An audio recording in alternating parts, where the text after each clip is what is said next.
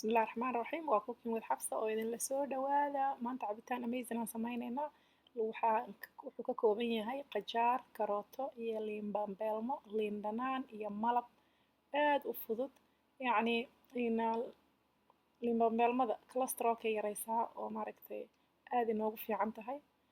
haddaa qof cholesterol qaba tahay haddii maaragtay aadan ahayn kulli Soomaaliya markaan joognay liin balbeelmo waa isticmaalnaa waa jecelnahay laakiin dhibka jira wuxuu yahay sokoraan ula tagnaa baaquli sokoraa ku daraysaa qiimihii dhanba waa ka qaaday soo maha marka insha allah sokorta siyaabaha uga yareyn karta waxay tahay haddii maaragtay aad karooto ku darto karootada waa macaaneyneysaa liin dhanaantana waxay sameyneysaa qaraarkaasay kaa yareyneysaa waa kala goynay wixii marka liin dhanaan iyo karooto haddaa ku darto qajaarkaasna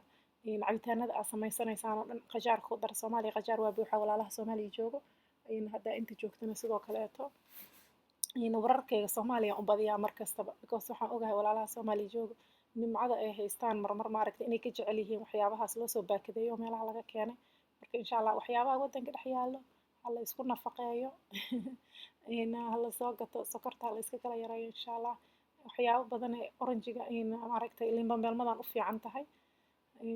vitamin C badanaa ku jiro xataa qofka maaragtay haaro iyo waxyaabahaas wejigaaga haddii maaragtay problem uu kaa haysto oo haaraha iyo dhinacaas waxaa lagu leeyahay waxyaabaha vitamin C-ga badso marka maadaama ay vitamin C badan leedahay bambeelmadan maxaa kuu diidaya marka hadda inaa cabto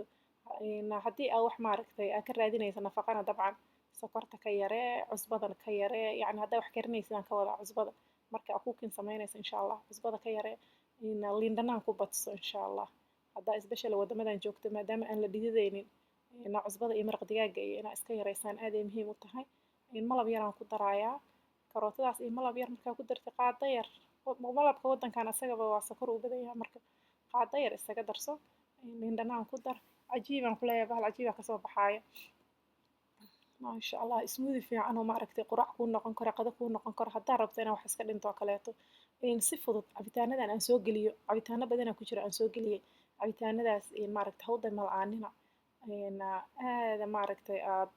u dareemeysaa tartiib tartiib asagoo wixii haddii culays uu ku saarnaa kaa dhacay haddii aad tahay qof raba inuu waxna iska ridin oo yacni inta aad tahay ku faraxsanna dee vitamins aa u baahan tahay soo dhinacaas u isticmaal dad badanaa waxay dhaheen xabsa waxyaabo la isku caatay unbaa ka hadashaa kan iscaataysna waa yahay mana ahan haddii maaragtay aad rabto inaad vitaminskaaga badiso cabitaankan wuu ku anfacaya insha allah isma diidana qof kastaa cabi kara marka dee wakaasa maasha allah soo maaha cooking with xabsa waxaan sameynay website cookingwithxabsa.com